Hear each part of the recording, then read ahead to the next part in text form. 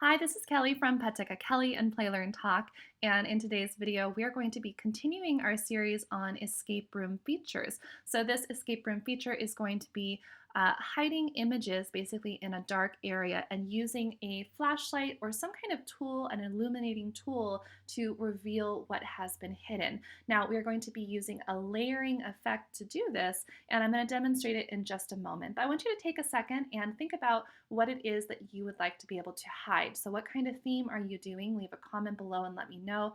Like I said, this one is a flashlight with a night sky, but you could easily do something like a dark ocean or a dark room or outside in a forest, anything like that. So I'd love to hear what it is you're considering for your escape room or the adventure that you're creating on Boom Cards. All right, so let's go ahead and look at this page before we jump into the workstation and we actually recreate it together. I want to point out that this magical flashlight, I actually have it available in my store. It saves you a lot of time, and I will link that below if you're interested. It comes with these pre-made navigation buttons to also save you more time. So here we have our flashlight. We're going to move it around, and this is something that when you drop it, it is going to reveal the hidden item. So here we have our hidden items, and they appear, they pop up because they're actually layered to the top, and our flashlight is layered to the back bottom layer, okay? Now the task of this escape room, or part of the escape room, is for the student to find all the hidden items and then place them in the gift boxes before they move on, okay? So it would look like this. We find the hidden rocket and we place it in the box before we can go on to the next page. So let's go ahead and go into the workstation. And here is what the page looks like. So we have a large background. We have pretty much everything on the page is draggable except for our instructions and our navigation buttons. And let's go ahead and just recreate this. So I'm going to move this one down here, and I'm going to grab my image. This is my background, and I will point out that this is an image of the night sky, right? So I've actually gone to Pixabay, and I found this beautiful photograph that someone has offered up for free. You know, if you're not familiar with it, it's a site where photographers offer their artwork for free, and a large majority allow for commercial use. So I highly recommend Pixabay or Unsplash. There's a lot of options. So we have that item. We're not going to make it draggable because we just want it as our background. We're going to move it up a little bit to give us some white space area. And we're going to pull out our images. So let's go ahead and grab our black line images. Now, I say black line because there's actually no white in this photo. So when I bring it up here, you can hardly see it because it is just pure black. All right, so you want to look for black line clip art to be able to do this, okay? So we're going to go ahead and make it draggable, and we're going to make it smaller, and then we want to duplicate this 2 more times. So we can hit duplicate over here, and then we're just going to move it over here. Okay, so now a quick way to do this is we're going to double click and we're just going to substitute the pictures that we want to use. Okay, so now these are ready to go in the sky. I'm going to place them over here. And let's go ahead and grab more images. We'll grab our presents, okay? And we're going to size them down. These also need to be draggable. And I want you really to pay attention because the ordering of this is very important in order for it to work, right? So let's make this draggable. We're going to duplicate it. Oops. We're going to duplicate it over here and move it over and duplicate again. All right, so we're going to put our presents here. And once again, we are going to save ourselves time just by double clicking and changing out the photo.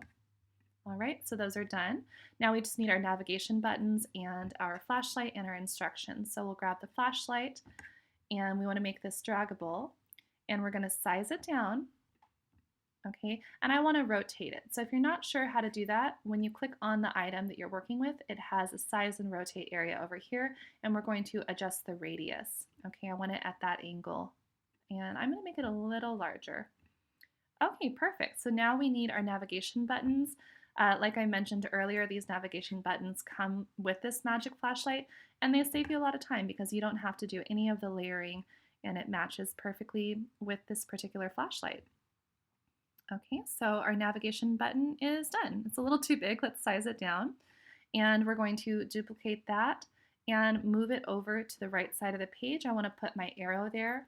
Now I want to make sure they're in alignment with each other, and I like the alignment of the first button, so I'm going to click on it first, then I'm going to click on this one and go to align, and I'm going to hit horizontal. So now they're in the same position. Now I just have to double click this and swap it out for the arrow that I want. So I'm not going to do this now because I don't have a deck built out, but I have it as a Flow Magic deck already. So I went up to details, hit Flow Magic, and that unlocks the ability to link your navigation button. So when I click on this navigation button, I can say link to whatever page I want, but I'm going to do no link right now because there's nothing for me to link to.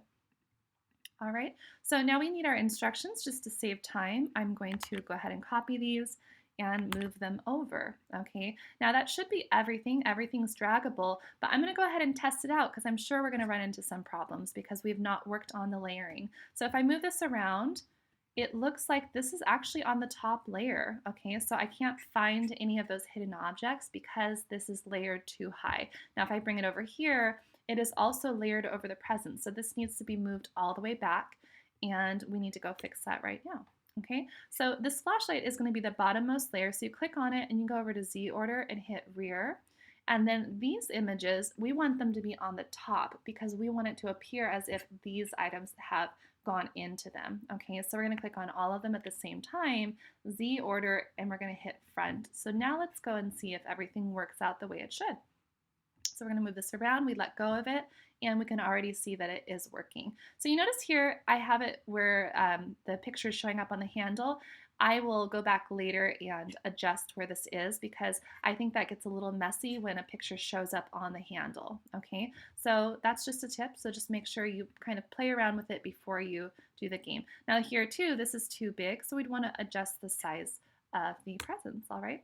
But I'll let you do that on your own, and I hope you enjoyed this tutorial, that it was helpful. Once again, please share and let me know what you're going to be doing with your escape room and with this particular feature. If you have any questions about where to get photos from or how to, find blackline photos or where to find this flashlight and navigation button set, you can also leave a comment or reach out to me on Instagram at @PetDecaKelly, and I will be happy to help you. All right, you guys, I'll see you in the next video.